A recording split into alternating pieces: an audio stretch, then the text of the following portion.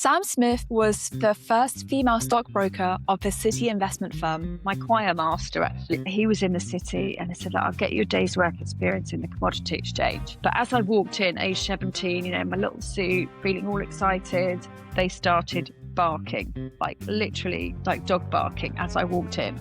I look back to that and think, oh my God, they all had these little boxes with lots of pastry girls and naked pictures stuck up on the walls. She built and scaled FinnCap into a leading investment firm for over 24 years before leading it to IPO as the CEO. Even though I've IPO'd a business, I say to people, I still have all these insecurities. I was not good enough. I don't value myself properly.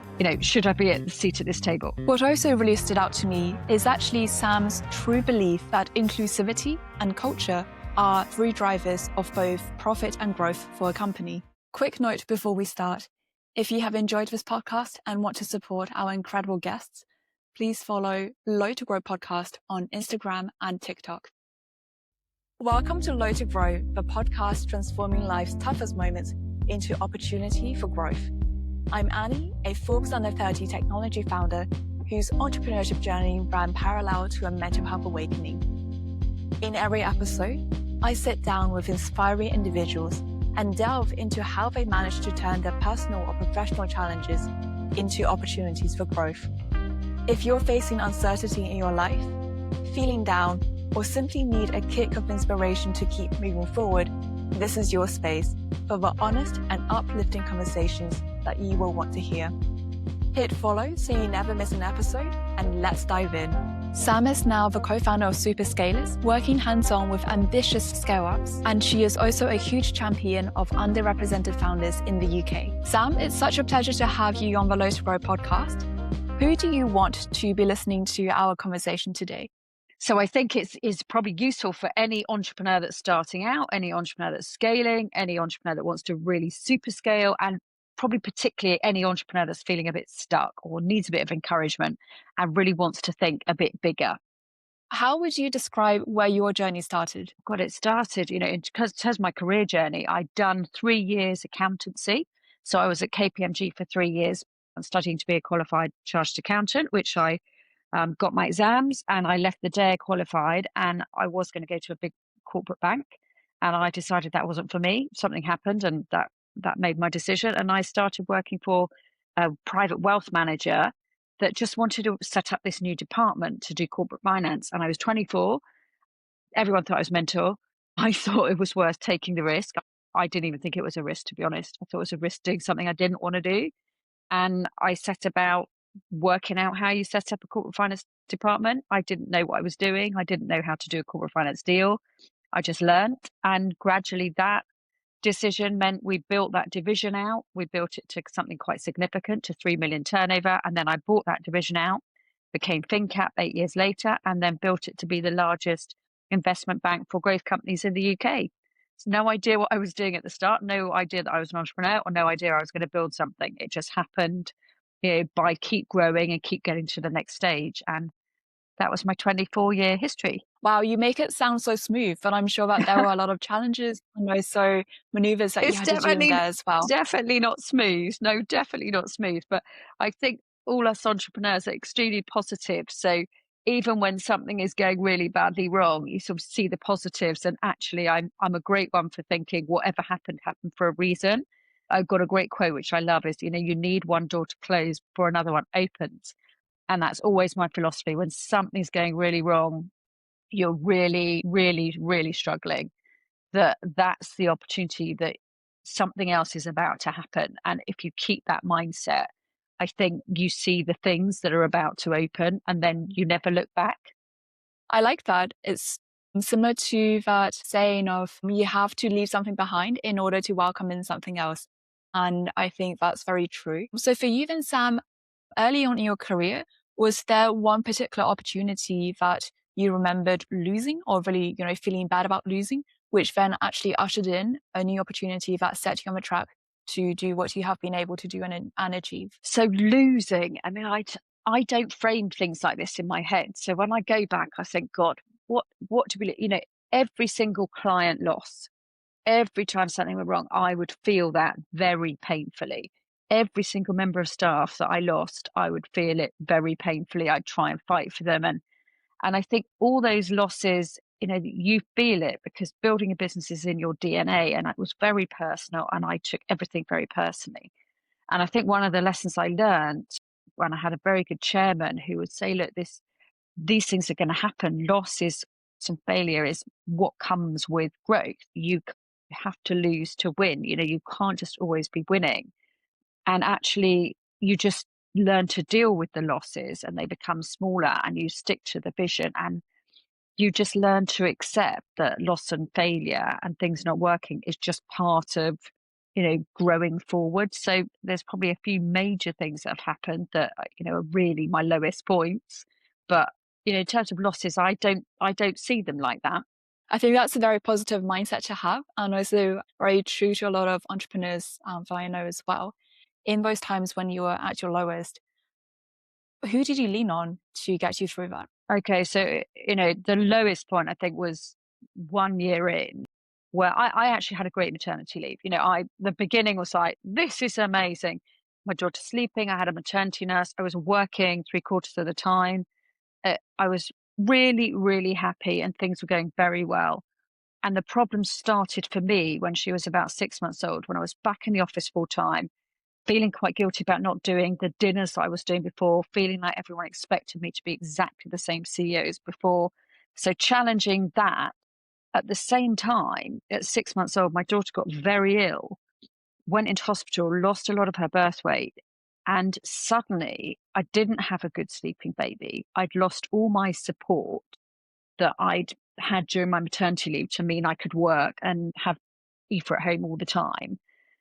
And suddenly I was like, oh, we both got ill. We both got a bad parasite illness. And I was sleeping probably 2 hours a night, looking after her, working.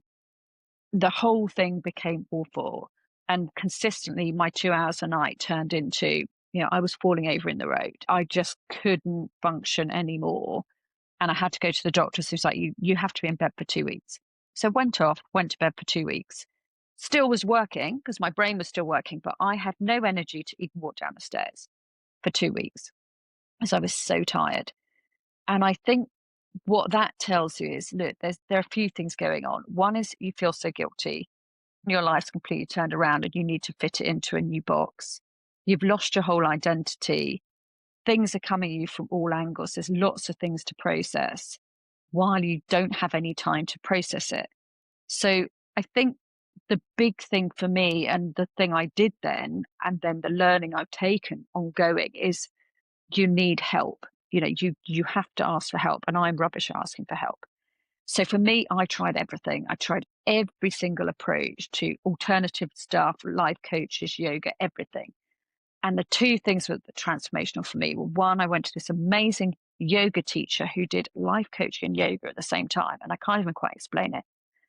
And she tried to think about how you train your thoughts. And this was at the point where I was thinking, the only way out is to sell the business because I can't do this. I can't do this any longer. By the end of 1 hour, and I only went to see her for the first time the hour before, at the end of the hour, she said, okay, and managed to get my brain sort of slightly calmer to say, do you want to sell your business? And I instantly went, no. She said, okay, so everything else is noise. Your brain, when you're overwhelmed, your brain is sending you thoughts that are super unhelpful. If your answer is no, anything else that comes into your head that's like, can I do this? Can I sell the business? What am I going to do if I sell the business? What happens? You're in that state. She managed to just close that thought of, do I want to sell the business? No, I don't. Okay, so how do I solve my problem?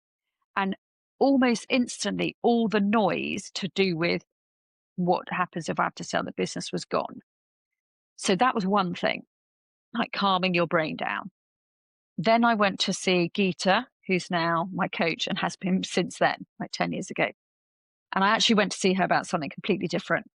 And what we realized at the end of this was, okay, you don't want to sell the business and you don't need to go on a weight loss program to feel better. What you need is, how are you going to function well, building a business, being a mum, and not driving yourself into the ground? And I remember at the end of the hour with her, she promised me, she said, look, I will, if you're on this coaching program, I will help you work less hours, but you'll be more productive and you'll make more money. And I thought, very unlikely, Geeta. But, if I feel a little bit better, I'll give it a go. And a year later, honestly, I was working less hours, but I was achieving more. I was more strategic. I was more productive. I was happier. And I just did not believe that was possible. So I think for me, it's finding what works for you, but it has to be someone else supporting you. Coaches, I think, are amazing. I think other alternative forms of help and support to help you through it, which can be ongoing or one-off, are massively important. And then once you're through the really tough times and realizing that they're always going to come, there are always going to be those times when your brain is telling you, no, no, no, you can't do it. You've got to fight those thoughts, get the clarity, and then build in a schedule where you can always find that clarity and space. So when my thinking goes off, it's because I'm too overwhelmed, I'm too stressed, I'm too busy, and I've got no clarity of thought. So then I lose all sense of what I'm doing. To get back to that focus of, okay, what's right, what's wrong? Should I be here? Should I not? Should I ask for this? Should I not do this? Am I going the right direction? I have to find the moments of clarity. And through that next 2 years, I found what worked for me for clarity. And that's not the same for everybody, but I found where I find calmness. I found the things that trigger me to go into this cycle of overwhelm. I started to learn when the triggers are hitting. And I've got some funny stories about, how I notice when that's happening now. But I now do notice, and I then get the support and help when I know that I'm going down that process or when something's going to get tough, and I ask for the help. Thank you very much for sharing that. Sam, you were the first female CEO of a city stockbroking firm. And I believe from some of my peers who are working in corporate finance or in the city at the moment that there's still a gender parity to be reached. How do you say that has evolved over the course of your career? Well, if you think about when I started, God, in the early days, so when I first did my work experience, which is when I got hooked on the city, I was 17. I went to a state school, so you have no contacts, and I managed to find someone who was my choir master, actually. I was in the choir, and he was in the city, and I said, I'll get you a day's work experience in the commodity exchange. So I went up to see him, went across to the commodity exchange, and, I thought it was amazing. But as I walked in, age 17, in my little suit, feeling all excited, I walked into everything. It was open outcry then, so everyone's shouting prices everywhere. There was one woman in the whole place. Everyone else was male. They all had these little boxes with lots of pastry girls and naked pictures stuck up on the walls. And as I walked in, they started barking, like literally like dog barking as I walked in. I look back to that and think, oh my God, so much has changed since then. That would not happen. But then back then, did it put me off? No. Did I think it was a bit odd? Not really. I think I just thought, oh God, this is fine. How do I make the most of this? There were very nice people. You just have had to get on with it and join in the fun and try and almost be part of the boys' club. That's how it was back then. So if I think that's how it started, God, how has it moved on? It massively, massively. But then I look at other things where I look at how power runs right at top level, how governments run, how regulated it, where decisions are made. That is still predominantly done by white men, generally from a privileged background. So there is a lot of work to do where power lies, where all the decisions are made in terms of getting more representation across the board from particularly, I went to state school, particularly from state school backgrounds, particularly for women, particularly just different ways of thinking. So you avoid this groupthink. And I think banking and financial services is one of the sectors that has moved on least into more representative views, less groupthink. So I think they do lots of things, but they pay lip service to a lot of it. And I don't see serious change in leadership around culture, where culture is really driving what I think is important to avoid groupthink. And picking on the point that you mentioned about culture, when I was doing some research into you and also all your achievements, what really struck out to me was actually you mentioning that it was inclusive culture and staff ownership that really were the drivers of FinnCap's success. For someone who led that company as the CEO, what does inclusive culture actually look like in practice when a business is scaling quite fast and also under a lot of pressure? So for us, when we started, so those early days when I was building, it was just me and a small team. So we didn't think about culture. We were just doing it in the way we wanted to do it. And I wanted to do it differently. When we did the buyout, by that point we were 3 million turnover and we had about 25 staff. So at that point we were separate. We called ourselves FinnCap. We had a separate identity. I became CEO. So I went from running a team to running the whole thing, being the CEO. And then you start thinking, okay, right, well, how is this actually working now, this, culture thing? And back 20 years ago when we did that, culture wasn't a word. It wasn't something people were used to. They didn't talk about it. There were no culture consultants, there weren't books on culture, there was a nothing. So we didn't use the word culture. We would just talk about work, valuing people, how we wanted to structure how decisions are made, how we wanted ownership to work, how we wanted openness to feel. What was really great about that is you didn't have to write, right, what's our culture? Let's write it down. It wasn't like that. So we just started to do what felt absolutely right, which was, well, if you've got the happiest people in your team, if they love coming to work, if they love what they do, if they're driven by something more than money, so they're driven by helping these companies grow. Our strapline was helping ambitious companies grow. So we wanted people who cared about the businesses that they saw when they raised money for them. They're actually creating employment, they're creating tax revenue, they're creating jobs. That it's a really important thing to do. You're helping society. We just looked at it completely from a different way. We would just want people to be happy. Happy staff means they're more productive, they join the vision, they're included in the vision. So everything that I worked on for the next 20 years was, how can I make people the happiest they can be at work? And how can I use that to help the companies that we want to advise grow? And that resulted in profits. Culture just morphed into something that I now call inclusive culture, but it was just around what we felt was right, how we should treat people. And our goal was to be, a different sort of bank. We wanted to be an investment bank that treated people well, that listened to people, that didn't hire and fire, that wasn't full of testosterone, where people came to work because they cared about something more than money. And that's where it came from. And that's why I think culture comes from the top, and it comes from someone's belief in how they want to work. And if you start writing it down too much and you're focused on the detail, you lose the heart of what you're trying to create. I love that. Thank you for sharing.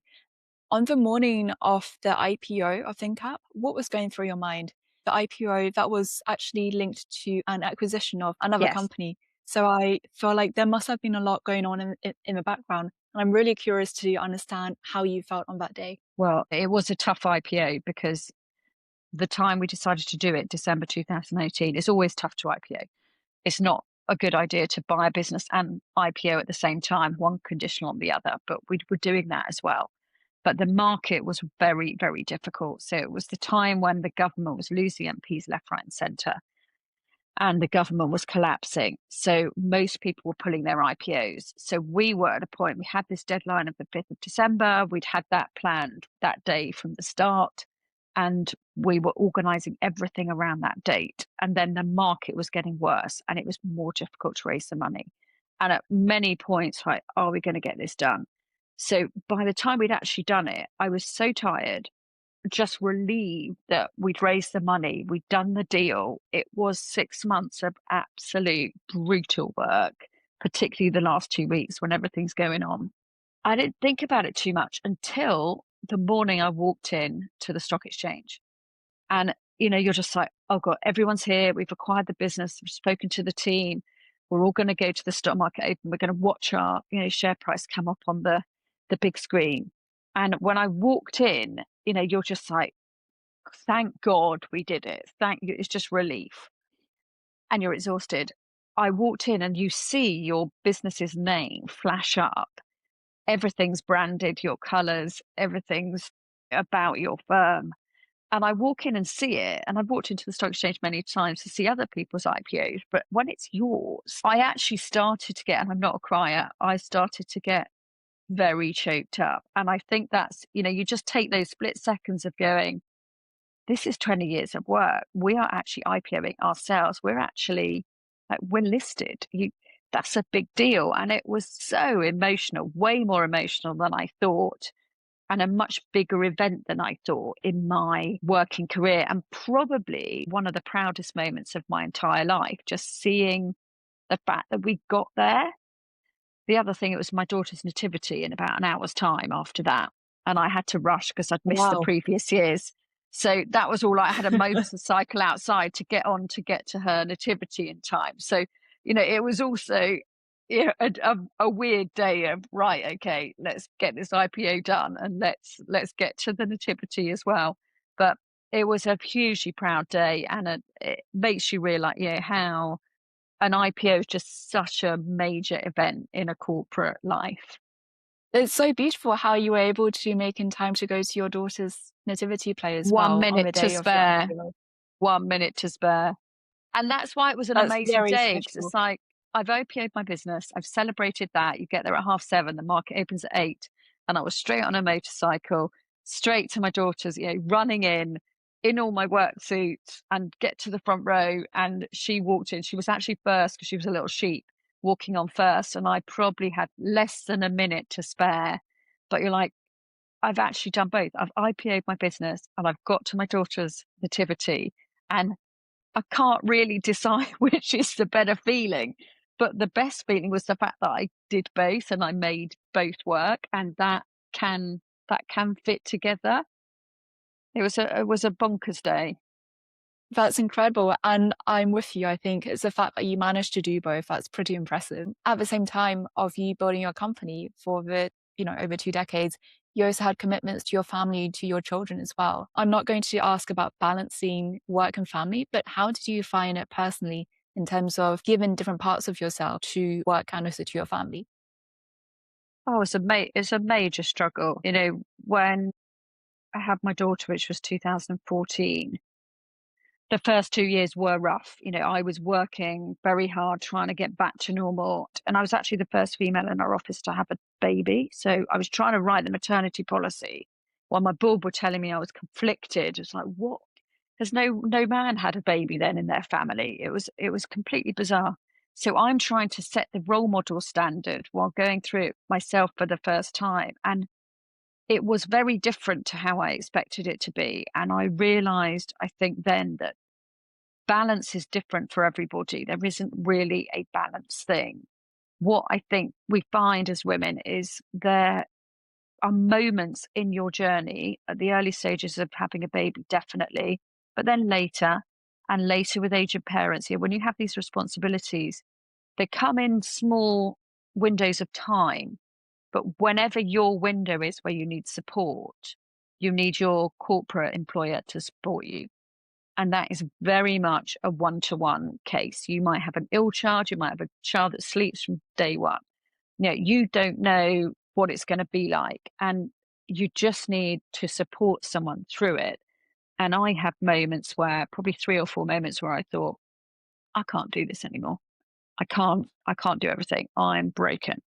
Particularly after sort of year one was the work, probably the lowest point. And you get help, you get through it. But I think there was a real sense of, for me, I'm feeling so guilty that I'm not doing what I was doing before. But on the other side, I am the role model here. If I don't do it and take on the criticism and take on the guilt, and if I don't make this work in a way that is going to work for other people, how is anyone else going to do this?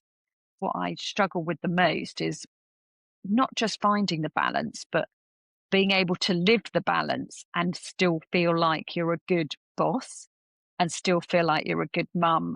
What I call the guilt threshold is trying to manage your own guilt threshold. So you can do your job and you can look after your daughter well, but do it in a way that you just don't feel guilty. When other people aren't doing it, that's quite tough.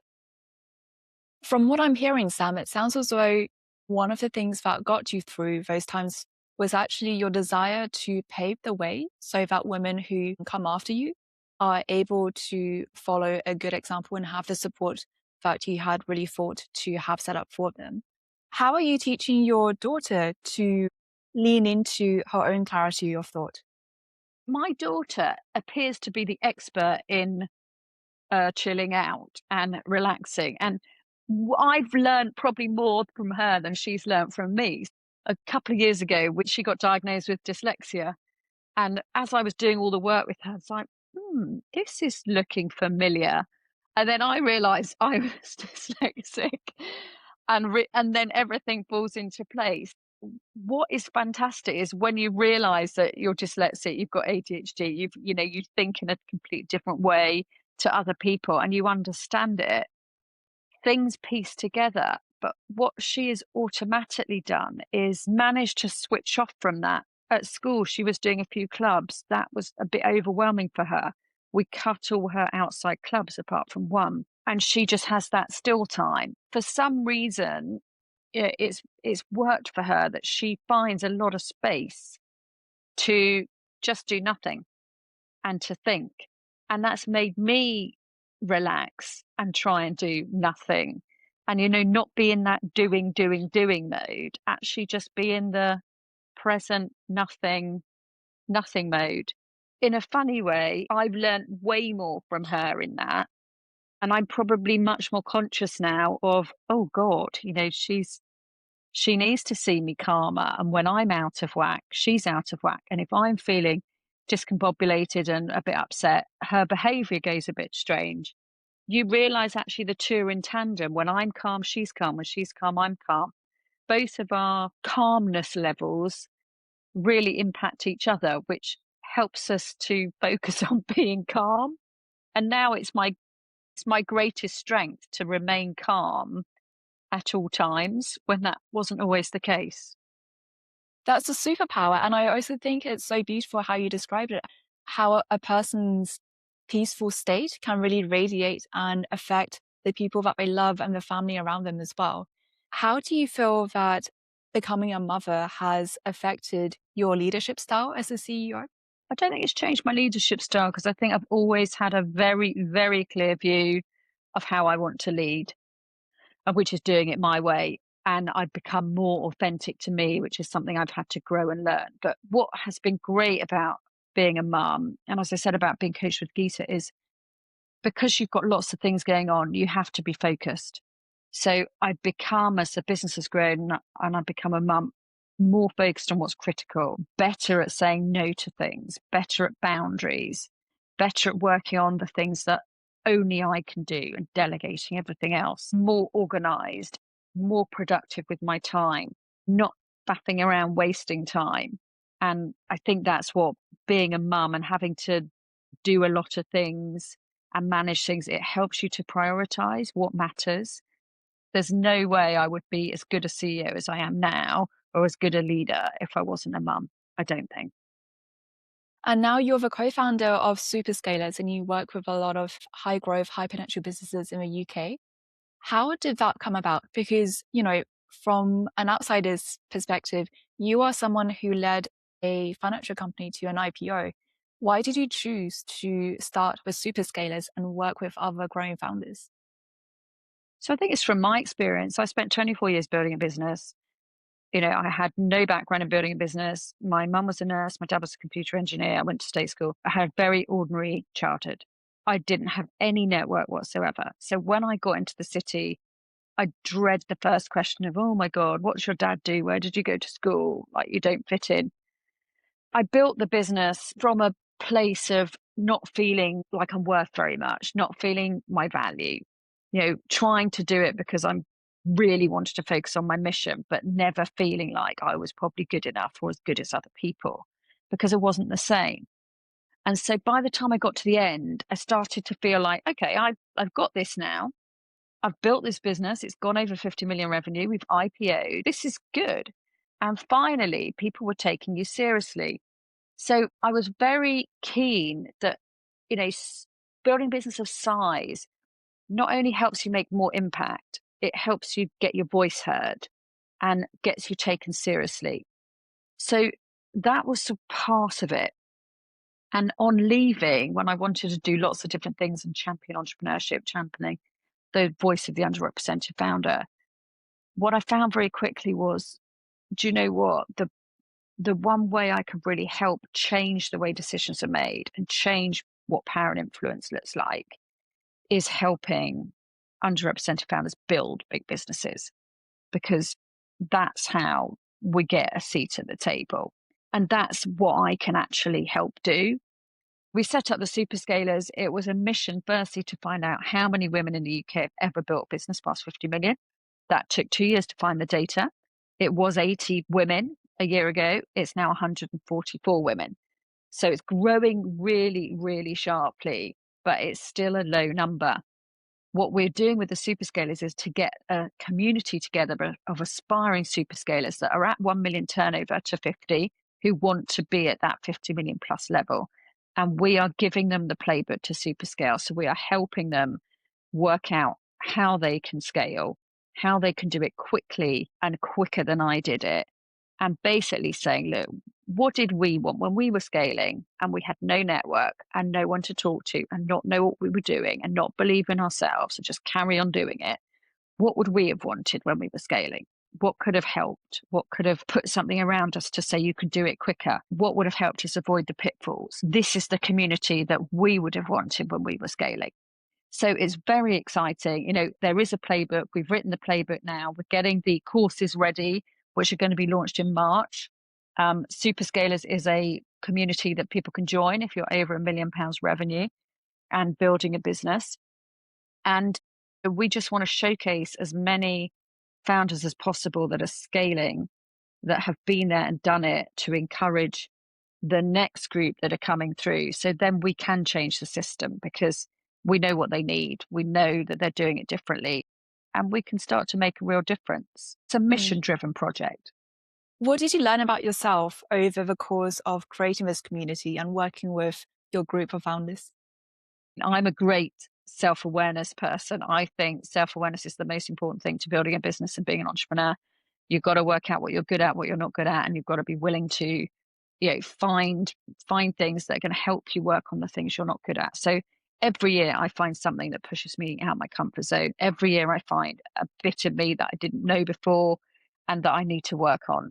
That's why coach is so important. I've got really good at building a business. I've got really good at all the things that are technical about building a business, how to scale. What I hadn't done during that time was work on me.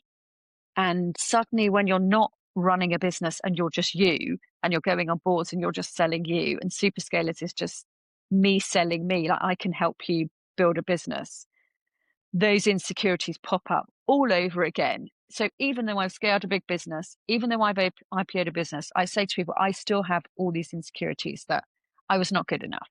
I don't value myself properly. Should I be at the seat at this table? Can I actually coach this course? Oh my God, what are people going to think of me? So I've had to go through again all these things and peel the layers back again and go, right, now I need to do the work on myself. And I've realized if I'd done that work while I was building FinnCap, oh my God, I could have done way more than I ever did with it. I could have done things so differently, so much faster if I'd worked on myself and overcome some of those things that I'm only just dealing with age 50. So, it's a work in progress. And I love that about, life, that you're constantly finding out new things, but it makes me more passionate to help female founders, particularly and underrepresented founders from different backgrounds that don't feel the system is working with them, to just feel more confident, to value themselves more, to realize that everybody who's up there that you see running these big businesses and you think is not like you is just like you, and you're no different.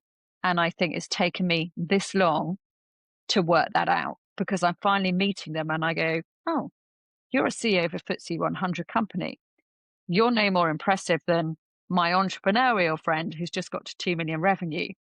And for some reason in my head, I thought that was not the case for so many years. And the more people I can get to believe that, the more I can get them to value themselves and to believe that they can build, to create more businesses, for people to start the ecosystem of investment so they can give back, to create more communities, to create more role models for girls at school, to see building big.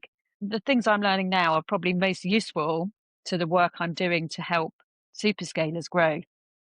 I find it really refreshing to hear you say very honestly about how you still experienced imposter syndrome, even after having IPO'd a business. It seems like the work that you are doing with the Superscalers community and the courses and the founders, it's your part in setting about systematic change so that there can be more successful women entrepreneurs in the UK. And I just wanted to say thank you for doing that. Sam, it's been a pleasure to have you on the Low to Grow podcast. Let me end by asking you our podcast staple, which is, what is one thing that you believe will allow more people to have better mental health? Well, if I've only got one. Okay, so I think the best piece of advice I've ever had for my mental health is, and it's very personal to me, but when you use the word should in your head or you say it out loud, that probably indicates you're under pressure and you might not be doing the thing you want to do. So whether it's I'm saying to myself, I should be at that event for IFA, I should be going to this dinner because all my clients are there, I should be working harder, I should be here.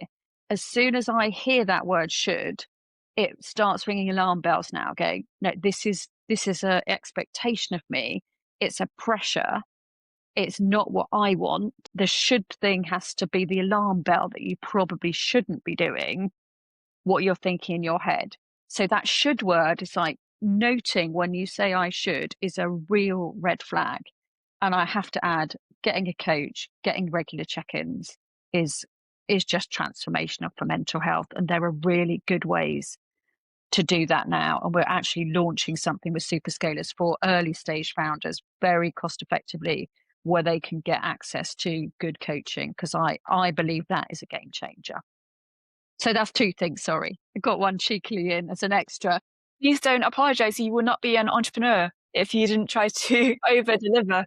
What a wonderful piece of action word advice about noting when we are telling ourselves that we should be doing something, and then really taking the space to delve into why we think that we should be doing it.